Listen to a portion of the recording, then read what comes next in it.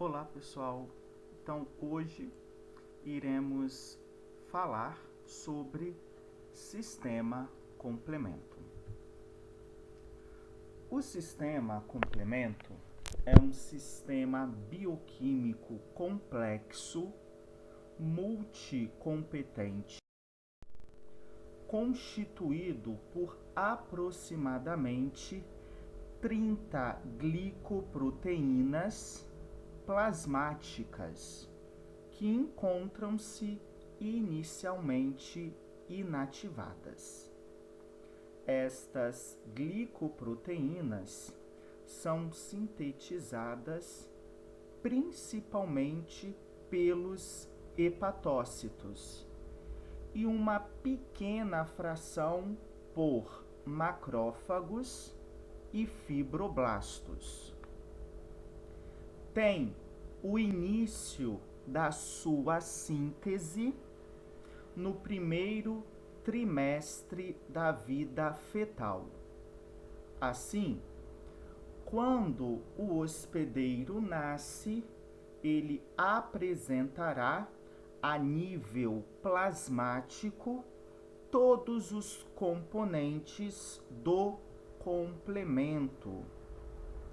Desta forma, o sistema complemento integra a imunidade inata, porém, poderá ser regulado pela imunidade adquirida, como veremos.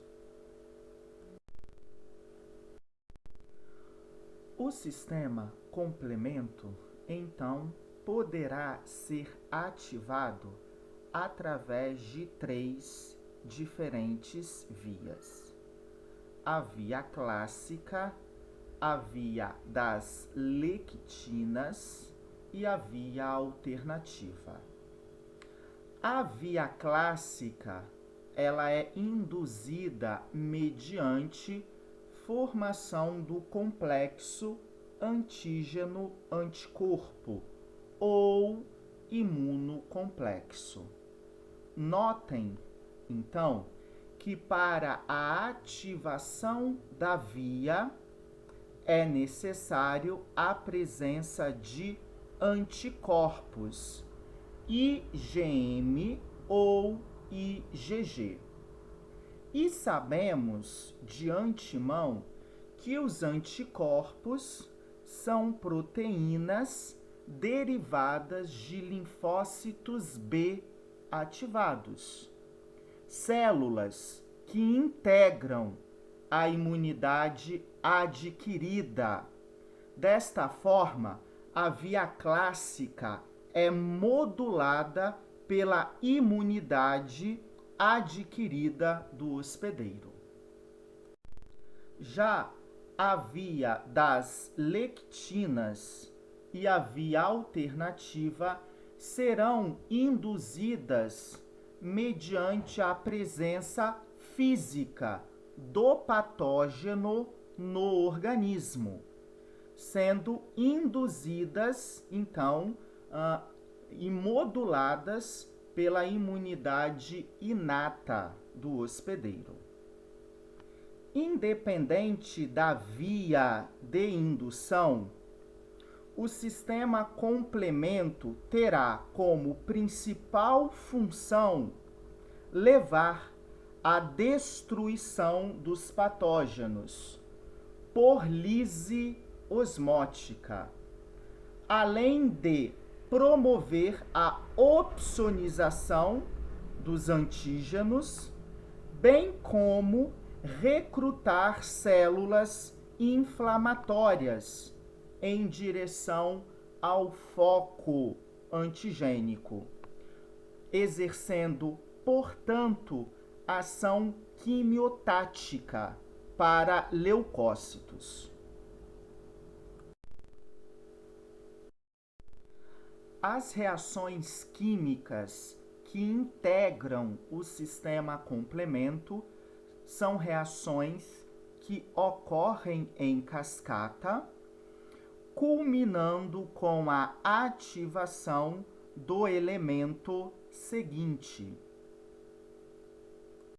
Tratam-se de reações de proteólise, tá? Proteolíticas, culminando com a fragmentação de peptídeos que integram o complemento. Fragmentos solúveis em plasma sanguíneo e fragmentos insolúveis em plasma, que irão ancorar na superfície do patógeno invasor.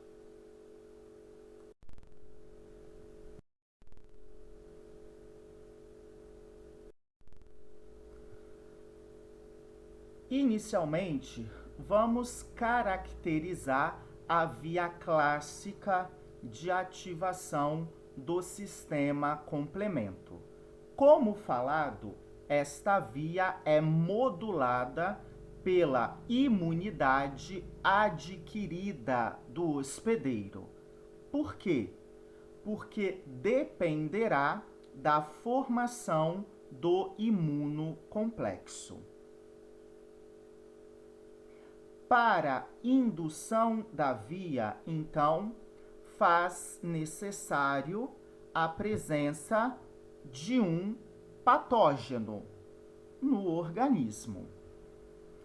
A presença deste patógeno invasor induzirá o sistema imunológico deste hospedeiro a produzir anticorpos reativos e específicos.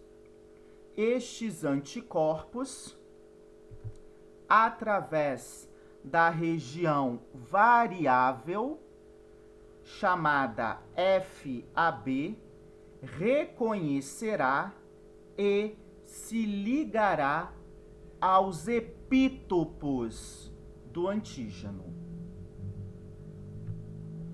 formando o imunocomplexo. Este, então, é o estímulo indutor da via. Este imunocomplexo deverá, então, ser constituído por moléculas de IgM ou moléculas de IgG. Para indução da via clássica é requerida apenas uma única molécula de IgM ou pelo menos duas moléculas de IgGs ligadas ao antígeno de forma pareada, como é o caso.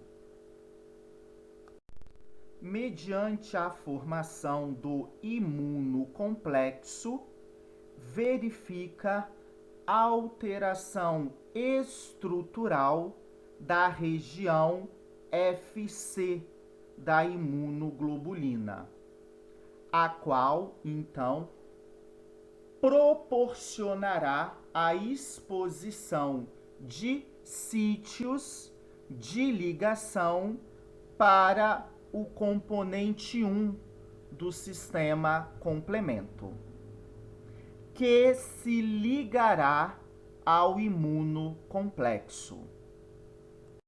Quando vista pela microscopia eletrônica, o componente 1 ou C1 do sistema complemento apresenta um aspecto semelhante a um chicote portando 6 fios. Trata-se então de uma glicoproteína plasmática que encontra-se inicialmente inativada.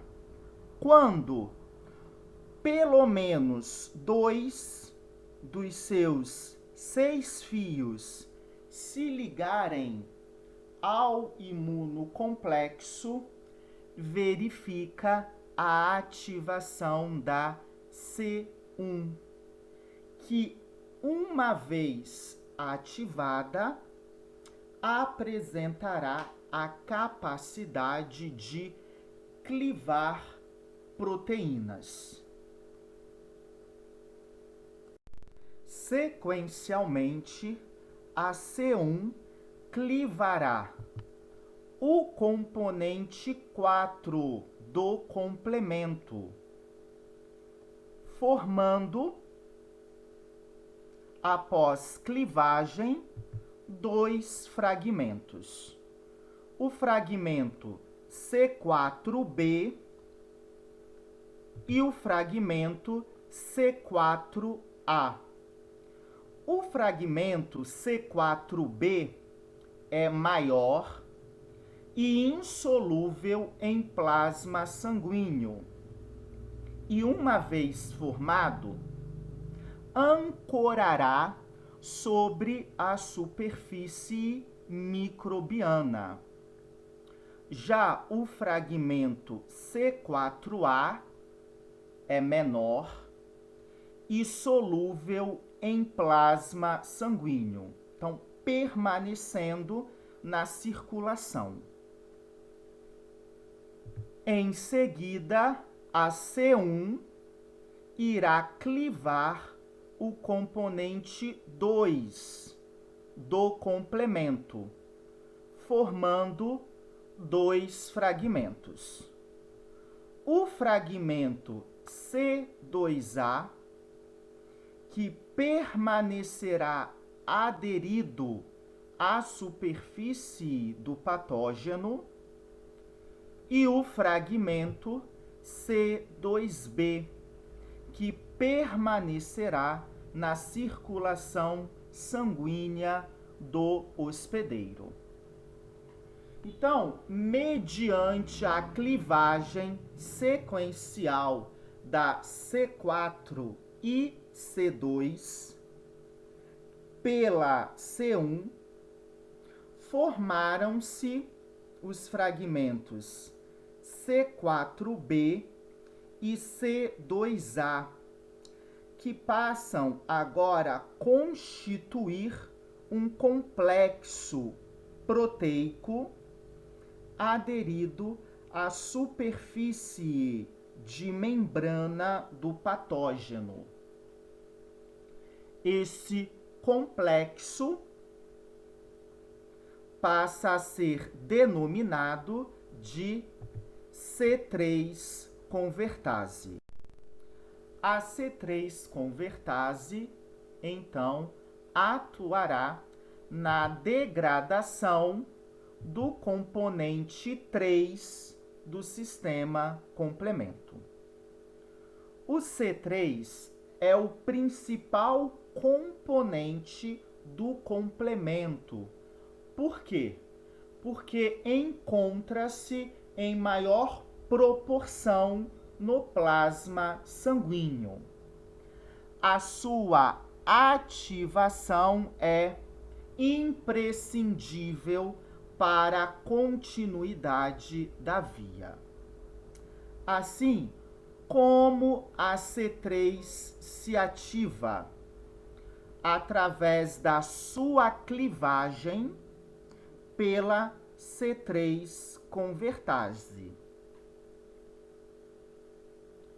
Após, então, a degradação do componente C3, veremos a formação de dois fragmentos.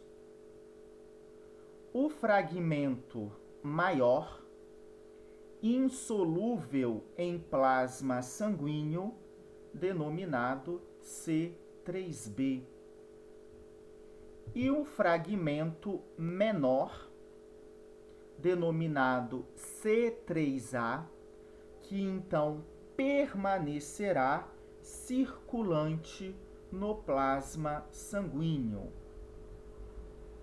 Quando formado, o fragmento C3b irá ancorar a superfície do microorganismo, formando um novo complexo, C4B, C2A e C3B.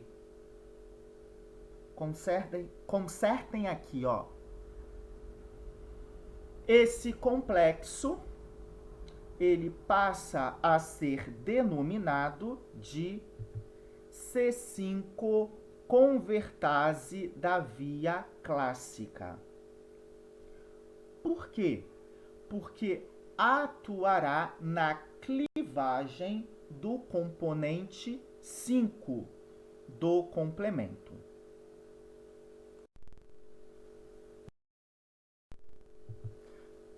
Então, uma vez formada, a C5 convertase atuará clivando o componente 5 do sistema complemento.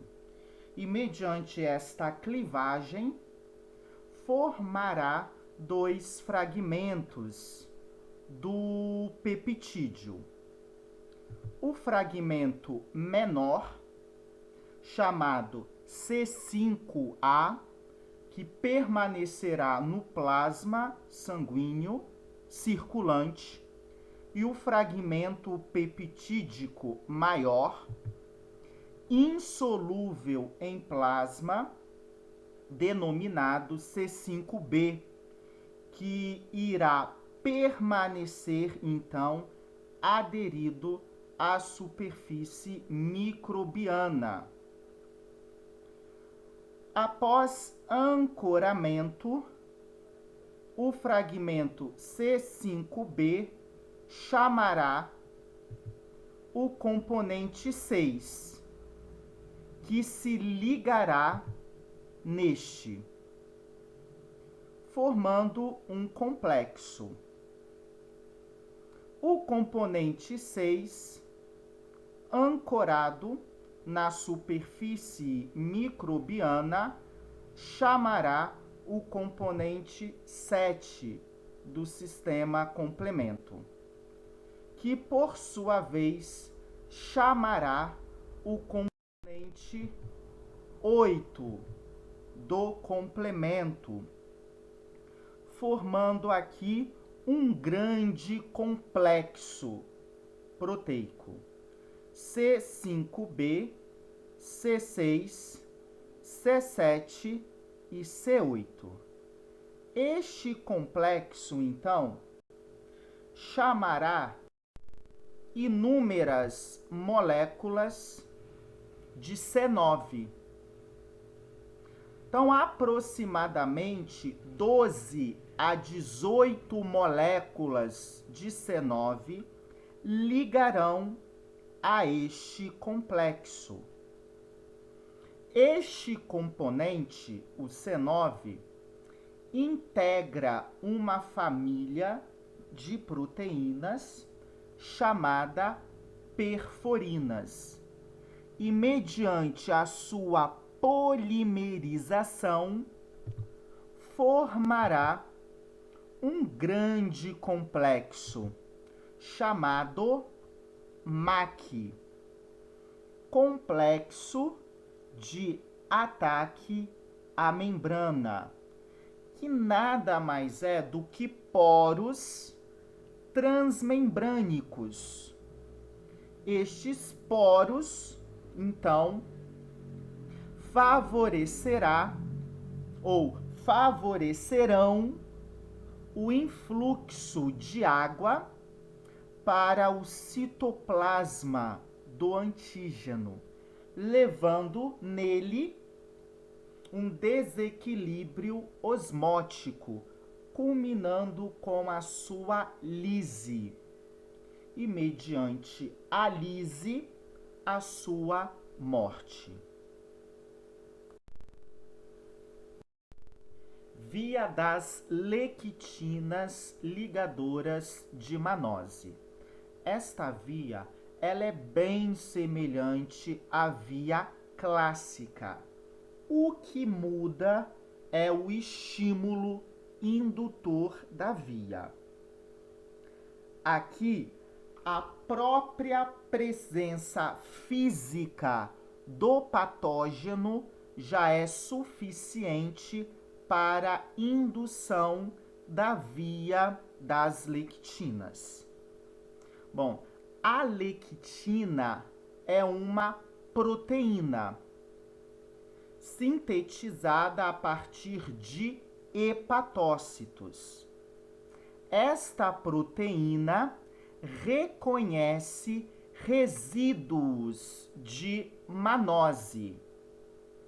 Manose é um açúcar estrutural que está presente na parede celular de algumas bactérias e fungos e atua como PAMP. Bom, as lectinas reconhecerão e se ligarão a esses resíduos de manose, ativando. E uma vez ativada, a lectina apresentará a capacidade de clivar proteínas. Que proteínas? C4 e C2, que encontram-se circulantes no plasma sanguíneo. Após a clivagem do componente 4 do complemento pela lectina, 2 fragmentos serão formados.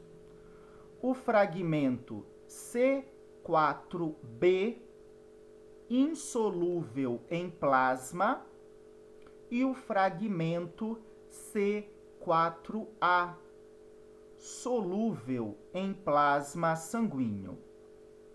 O fragmento insolúvel, quando formado, irá aderir à superfície da membrana do micro-organismo. Em sequência, a lectina clivará o componente 2 do complemento e, uma vez degradado, levará à formação de 2 fragmentos peptídicos. O fragmento C2b, solúvel em plasma sanguíneo, e o fragmento C2a, insolúvel em plasma e, portanto, permanecerá aderido à superfície do micro-organismo, levando então à formação de um complexo proteico C4b C2a. Esse complexo passa a denominar de C3 convertase. Por quê? Porque apresenta a capacidade em clivar o componente 3. Este componente, uma vez degradado, levará à formação do fragmento C3a, que permanecerá circulante em plasma sanguíneo, e o fragmento C3b, insolúvel em plasma e, portanto, irá aderir à superfície de membrana do patógeno, culminando com a formação de um complexo constituído pelos fragmentos C4b, C2a, C3b. Este complexo passa a ser denominado de C5 convertase, que então degradará o componente 5 do complemento. Seguindo, então, a via que levará à formação das MAQs.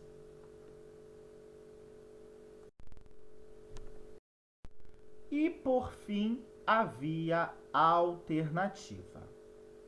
A via alternativa iniciará pela C3, pelo componente 3 do complemento, e não pela C1, como visto na via clássica. É importante sabermos que o componente 3, ele é espontaneamente e lentamente clivado no plasma sanguíneo por uma C3 convertase sérica plasmática. Quando clivado, teremos então a formação de 2 fragmentos peptídicos. Quais? O fragmento C3b e o fragmento C3a, que eu não o representei. O fragmento C3b, ele é insolúvel. Então, tenderá a aderir na superfície de células. Bom, se isto ocorrer em uma situação de não infecção, o fragmento C3b formado será imediatamente inativado, destruído por hidrólise. Por que, professor? Ele precisa ser destruído. Porque se ele aderir a uma superfície de uma célula saudável, ele dará continuidade à via do complemento, culminando com a formação de MAQs, que levará à destruição da célula por lise osmótica. Isso seria viável? Não, porque a célula é saudável. Por isso, então, que este fragmento, quando formado em uma situação de não infecção, precisa ser rapidamente destruído mediante hidrólise. Porém, se formado e este fragmento aderir à superfície de um micro-organismo, como é o caso, este fragmento permanecerá, não será destruído, dando então continuidade à via alternativa. Então, ao aderir na superfície do patógeno, o fator B, que é um componente da via, se ligará ao fragmento C3b.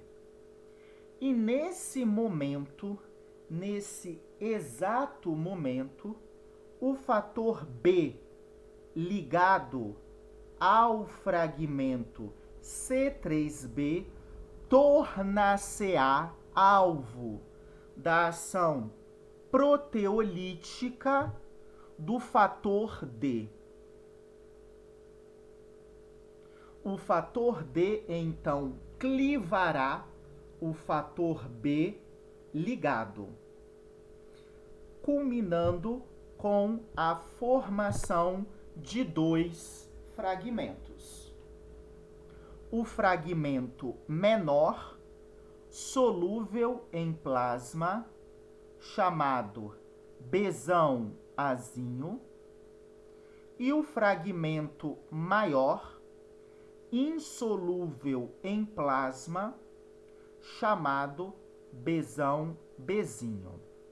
Este fragmento, então, irá aderir à superfície de membrana do patógeno, formando, então, um complexo com o fragmento C3b.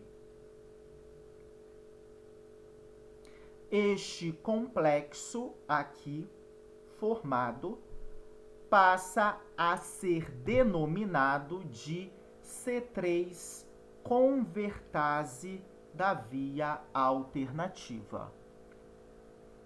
Esse complexo adquire, portanto, capacidade de clivar proteínas. Que proteínas? C3. Porém, de forma muito mais rápida do que observada a nível plasmático.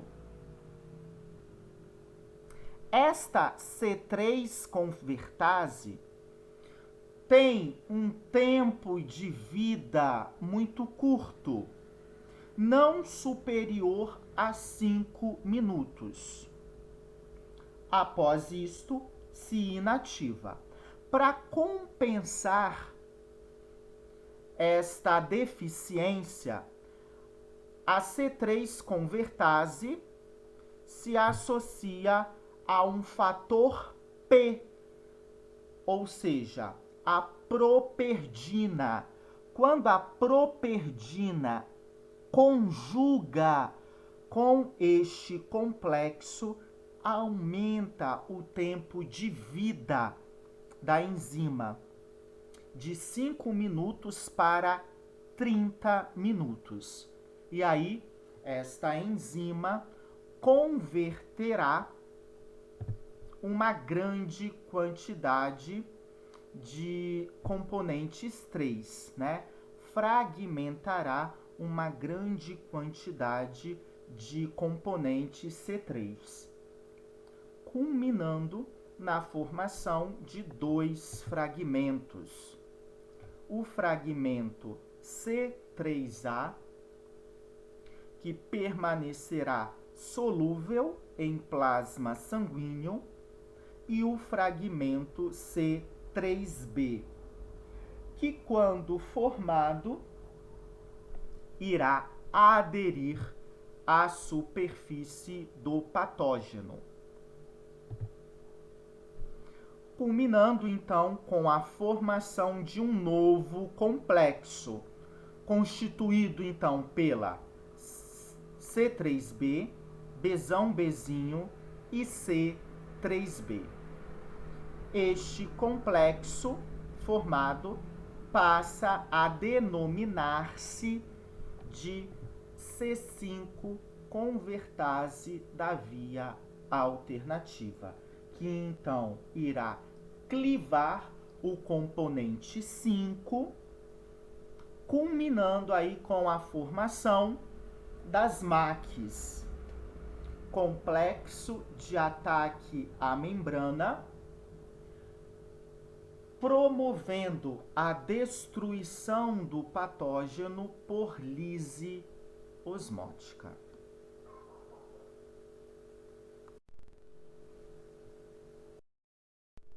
Nessa imagem de microscopia eletrônica, é possível observarmos dois eritrócitos, possivelmente parasitados, tá?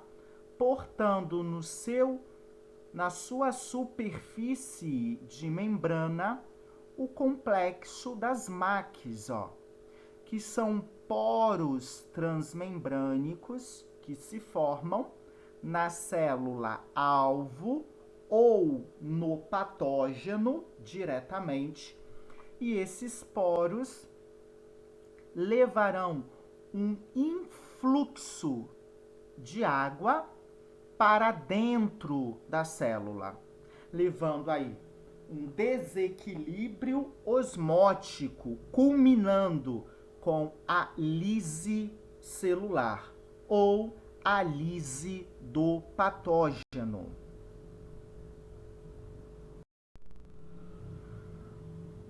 Bom, então, além da formação das MAQs, o sistema complemento terá outras funções. Durante, então, a cascata do sistema complemento, formam-se aí fragmentos peptídicos, dentre eles o C3b e o C4b. Esses fragmentos atuam como opsoninas, facilitadores de fagocitose, favorecendo com isto a destruição da célula-alvo ou do patógeno por macrófagos, principalmente. Em adição, são formados fragmentos solúveis em plasma, como C3A e C5A. Estes fragmentos atuam como anafilatoxinas, por induzirem a degranulação de mastócitos e basófilos. Com a degranulação destas células, é liberado para o meio extracelular uma variedade de mediadores inflamatórios, principalmente prostaglandinas, leucotrienos e histamina, que atua como amina vasoativa, levando uma vasodilatação e um aumento da permeabilidade vascular. Em adição, a histamina favorecerá a expressão de moléculas de adesão leucocitária no endotélio vascular, contribuindo para diapedese, além de atuarem como fator quimiotático para leucócitos.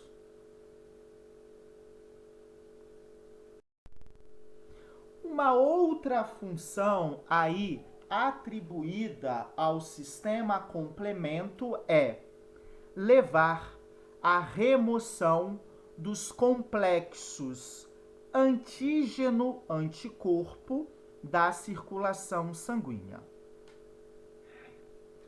Então, aqui eu tenho a presença de antígenos, patógenos, ligados a moléculas de anticorpos.